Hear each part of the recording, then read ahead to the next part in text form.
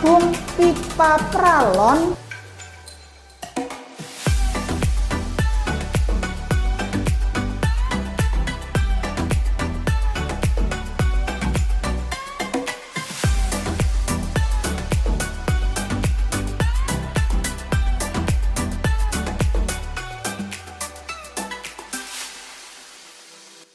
Mari berkolaborasi, maju bersama, hebat semua.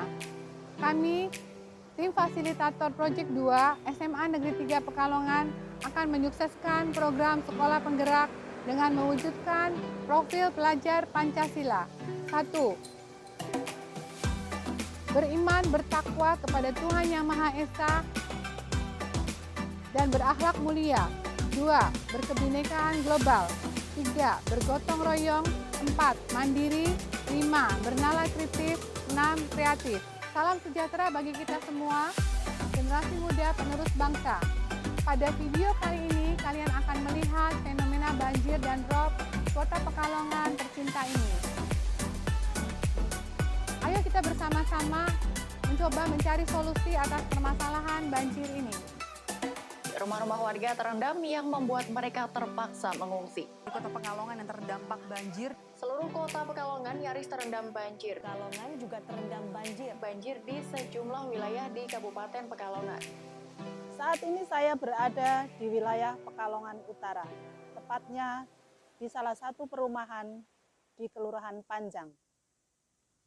Berkaitan dengan gaya hidup berkelanjutan, ternyata wilayah Pekalongan mengalami fenomena yang sangat mengkhawatirkan, yaitu terjadinya rob yang dari tahun ke tahun bertambah parah.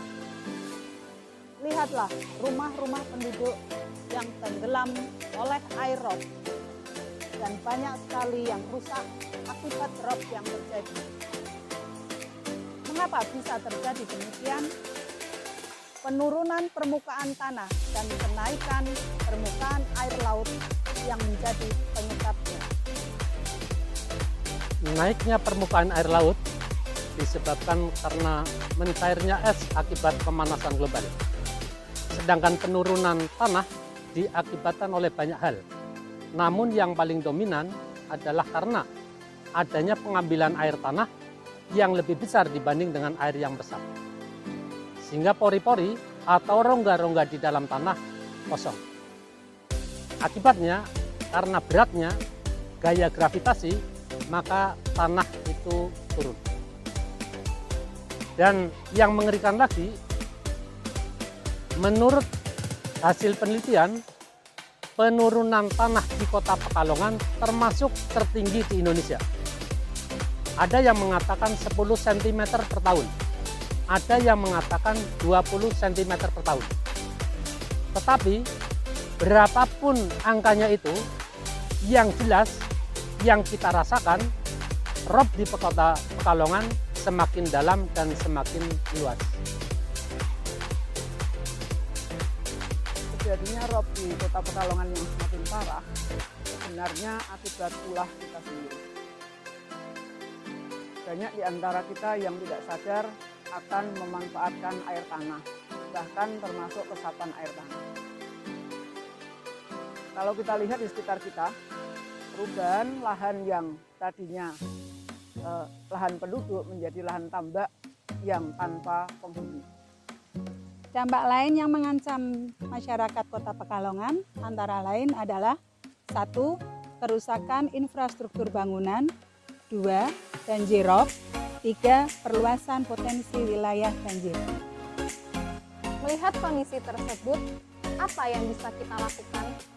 Sebagai manusia, marilah kita bertanggung jawab agar penurunan muka tanah di Pekalongan tidak terus terjadi.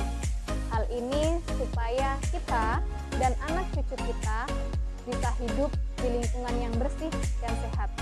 Lalu, bagaimana caranya? Karena penurunan muka tanah di Pekalongan diakibatkan oleh pengambilan air tanah yang lebih besar dibanding air yang meresap, maka kita perlu melakukan tindakan agar air yang diambil tidak lebih besar dari air yang meresap dengan beberapa cara. Yang pertama, menyediakan lahan untuk penghijauan. Kedua, membuat sumur resapan. Ketiga, membuat biopori. Keempat, tidak menghabiskan seluruh lahan dengan bangunan. Dan kelima, menghemat penggunaan air. Berikut penjelasannya. Yang pertama, membuat biopori. Biopori adalah metode resapan air yang ditujukan untuk mengatasi genangan air dengan cara meningkatkan daya resap air pada tanah. Biopori bertujuan sebagai solusi alternatif resapan air di dalam tanah. Kemudian, yang kedua, membuat sumur resapan. Sumur resapan bertujuan untuk menampung air hujan dan meresapkannya ke dalam tanah. Dan yang ketiga, menyiapkan ruang terbuka hijau. Ruang terbuka hijau dapat mencegah banjir dan meningkatkan efisiensi aliran air ke permukaan tanah, sehingga air akan meresap ke dalam tanah dan sangat dibutuhkan untuk menstabilkan iklim atau udara Kota Pekalongan yang ramai karena dilalui jalur transportasi antar provinsi. Demikianlah alternatif yang bisa kalian pilih untuk mengatasi penurunan muka tanah di Pekalongan. Merupakan tanggung jawab kita bersama dalam mengatasi penurunan muka tanah di Kota Pekalongan secara nyata sehingga terjadi keberlangsungan hidup berkelanjutan. Lalu langkah nyata apa yang kalian lakukan dalam menghadapi masalah-masalah seperti ini? Mari kita bergerak bersama-sama. Harapan dari keterlaksananya proyek 2 ini dapat berjalan dengan baik dan lancar sampai ke terlaksananya laporan proyek. Tujuan dari proyek 2 ini adalah membentuk karakter peserta didik yang mencerminkan profil pelajar Pancasila yang bernalar kritis, bergotong royong, bekerja sama, dan beriman dan bertakwa kepada Tuhan Yang Maha Esa.